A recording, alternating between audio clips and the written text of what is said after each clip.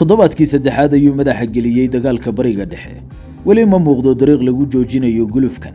taasna waxay tusaysaa in tirsiga maalmahaasi socoshadiisu sii kordhi doonto madaxweynaha Mareykanka Donald Trump oo saacadihii dhowaa u muuqday inuu doonayo inuu dagaalku si rasmi ah dunida u wada gaaro waxa uu wadamo badan ka dalbaday inay door furdaamina ku yeeshaan maraakiibta shidaalka iyo maciishada ee ku go'doonsan gacanka Hormuz ee sida rasmiga ugu xiran xukuumadda Tehran go'aanadii ugu dambeeyay ee Donald Trump u qaaday docda xal u helidda xirnaanta Hormuz waxa loogu yeeray kuwa u dhaxeeya calwaanimo iyo inuu samir ka joogo xal degdeg ah oo dib loogu furo gacanka iyo tan labaad oo ah inuu doonayo in dalal haatan xiisada banaanka ka jooga si rasmi ah u soo faragashadaan colaadda gobolka go'aankaas oo loo arkay mid aan waaqic ku dhisnayn sida ay qabaan khubarada ka faalooday soo jeedinta Trump ah in Shiinaha, Ingiriiska, Faransiiska, Japan iyo Koonfurta Kuuriya soo diraan maraakiib dagaal oo door ku yeelatay in dib loo furo gacanka Hormuz gaadiidka ku xanibana si nabdoon ku gudbaan Trump oo sheegay in Mareykanku waxyeello weyn gaarsiiyay awoodii dhanka badda ee Iran ayaa sheegay inay wadamadan ka kaalmayn doonaan gudbinta maraakiibtooda shidaalka waxaase go'aanka gebi ahaantiisaba loogu yeeray mid qariska tuurnimo ah uga sii daraya mustawaha xiisadu haatan joogto colaadana sii ballaarin kara sida uu sheegay Professor Maxamed Al-Masri oo ah bare culumta saxaafadda ah wuxuu Al-Masri Al Jazeera u sheegay inaysan fududayn in dalalkani ku dhiiradaan aqbalaadda baaqa Trump waxaana uu si adag uga digay khatarta ballaaran ee isku daygani horseedi karo Iran ayuu sheegay inay karto burburinta markab dagaalkii kasta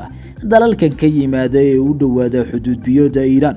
xitaa haddii ay hoos u dhacday awoodda badeed ee Jamhuuriyadda Islaamiga ah waxa professorkani ka digay khatarta madaafiicda iyo droniska shahiid oo uu sheegay inay dhibaato xadbeela gaarsiin karaan maraakiibta dagaalka ee xawaare ahaan sida caadada ah gaabiya haddii ay u soo dhawaadaan gacanka Hormuz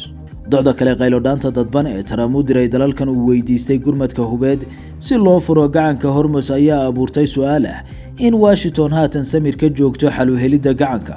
oo Trump marar badan ku celceliyay inuu isagu furi doono si xal loogu keeno cakirnaanta suuqyada shidaalka adduunka khubaradu waxa ay qabaan in go'aanada samirka u muuqda ee Trump ka qaadanayo marinka Hormuz tusayaan awoodda Iran ee droniska dheereeya miinooyinka badda iyo madaafiicda anti-shipka la yiraahdo ee ay weli Tehran ku hubaysan tahay in ay dab u fogeynayso dib u furidda gacankan halbowlaha u ah isu socodka shidaalka adduunka isla sidan oo kale saddexdii hadaf ee Washington u bilowday dagaalka Iran weli midkoodna laguma guuleysan maalinta 16aad ee gulufka saddexdaas qorshe oo lagu qeexo inay kala ahaayeen isbedel hoggaan oo ka dhaca Iran meesha ka saaridda bacriminta nuclear-ka dalkaas iyo burburinta madaafiicda ridada dheer ee Iran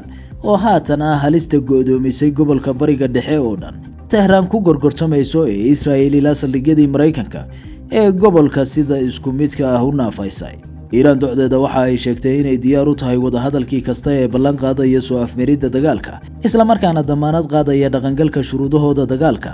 sida uu xalay sheegay wasiirka arrimaha dibadda Iran Abbas Araghchi balse docda kale Trump waxa uu ku adkaysanayaa inaysan wada hadal diyaar u ahayn tiyo guul uu dagaalka ka joogaana aysan muuqan